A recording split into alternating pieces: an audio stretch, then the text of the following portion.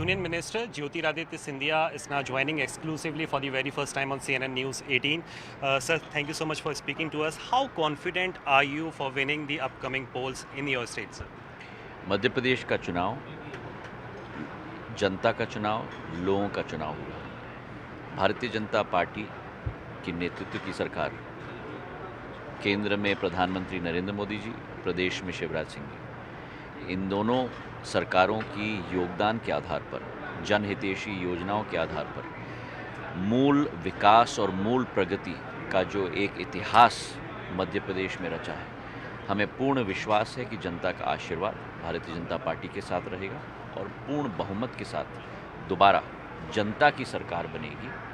केवल भारतीय जनता पार्टी की सरकार नहीं, लेकिन जनता और जन की सरकार बनेगी।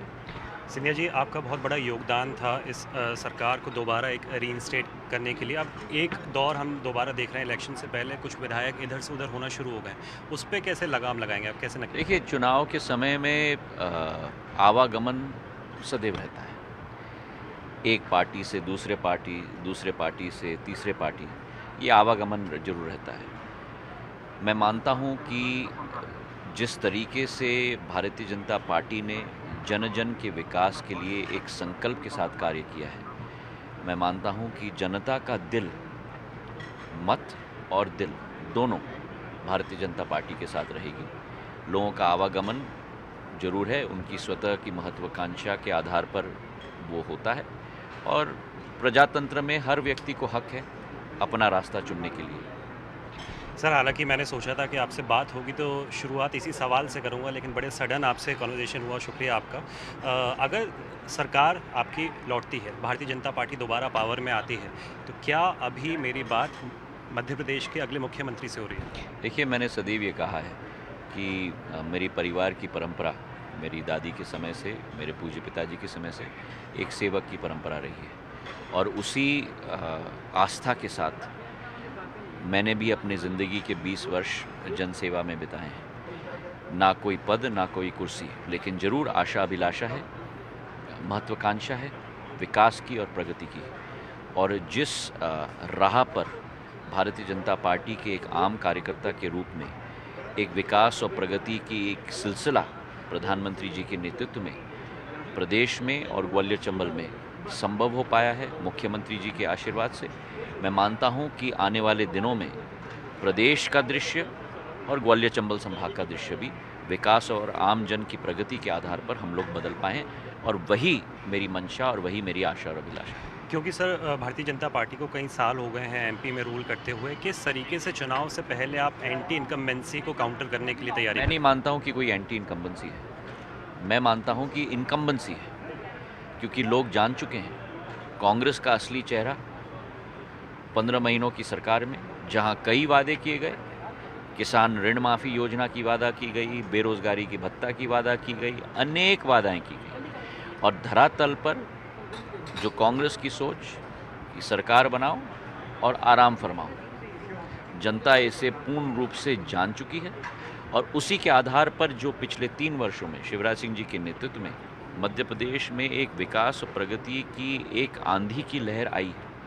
उदाहरण आप ले लो ग्वालियर चंबल संभाग की। आज मंच से मैंने कहा, जिस ग्वालियर चंबल संभाग को 15 महीनों में एक भी विकास की योजना कांग्रेस की तरफ से नहीं मिली, उसी ग्वालियर चंबल संभाग में 1300 करोड़ रुपए का स्वर्ण रेखा नाला का प्रोजेक्ट, अभी 400 करोड़ रुपए का अस्पताल का प्रोजेक्ट, 165 करोड़ का सुपर स्पेशलिटी का प्रोजेक्ट, 500 करोड़ रुपए का रेलवे स्टेशन का प्रोजेक्ट, 500 करोड़ रुपए का मेरे विभाग का एयरपोर्ट का प्रोजेक्ट, चंबल से पानी लाने की एक महत्वाकांक्षी योजना 1100 करोड़ का।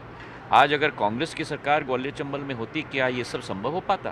तो जैसे मैंने आपको कहा कि मंशा विकास की है, मंशा प्रगति की है, और जो डबल इंजन की सरकार है शिवराज सिंह जी के नेतृत्व में और प्रधानमंत्री नरेंद्र मोदी जी के नेतृत्व में, वही इसे संभव कर पा रही है। और इसलिए मैं मानता हूं कि जनता की पूर्ण आशा अभिलाषा और विश्वास, सबसे महत्वपूर्ण चीज़ होती है राजनीति में विश्वास, और जनता का विश्वास हमारे केंद्र सरकार के नेता प्रधानमंत्री जी के रूप में और प्रदेश में मुख्यमंत्री के रूप में शिवराज सिंह जी के साथ है, और दोबारा जनता का आशीर्वाद भारतीय जनता पार्टी के साथ ही रहेगी। सर आंकड़ों की अगर बात की जाए 1,000 रुपये आप दे रहे हैं लाभार्थियों को जो महिलाएं हैं, कमलनाथ कह रहे हैं हम 1,500 देंगे, आप किसानों को 4,000 दे रहे हैं, 6,000 जो केंद्र सरकार से मिलते हैं उसके अतिरिक्त वो कह रहे हैं हम कर्ज माफ़ी करेंगे, 100 तक देखिए माफ़ होगा देखिए, यूनिट। ये कथनी और करनी में अंतर नहीं होनी चाहिए। अभी आपने शिवराज सिंह जी से वक्तव्य लिया। भारतीय जनता पार्टी जो कहती है वो करके दिखाती है। कमलनाथ जी भाषण में कह रहे हैं 1,500, कमलनाथ जी मैनिफेस्टो में कह रहे हैं 15 चीज़। शिवराज सिंह जी ने जून 10 तारीख के माह में महिलाओं के खाते में 1,000 रुपये पहुंचा दिया। प्रधानमंत्री जी ने किसान सम्मान योजना के तहत 6,000 रुपये किसानों के खाते में पहुंचाया है।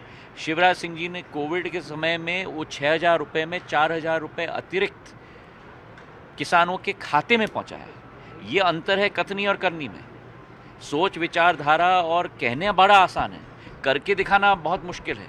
और प्रधानमंत्री और शिवराज सिंह जी दोनों करके दिखाने में अपना विश्वास रखते हैं और इसलिए जनता का विश्वास उनके नब्ज़ के साथ सदैव रहेगा। मुझे पता है आप जल्दी में सब लोग आपके तरफ देख रहे हैं। आखिरी सवाल जाते जाते चलते आपसे लूँगा, एक आंकड़ा अगर आप देना चाहें नंबर ऑफ सीट्स के लिए।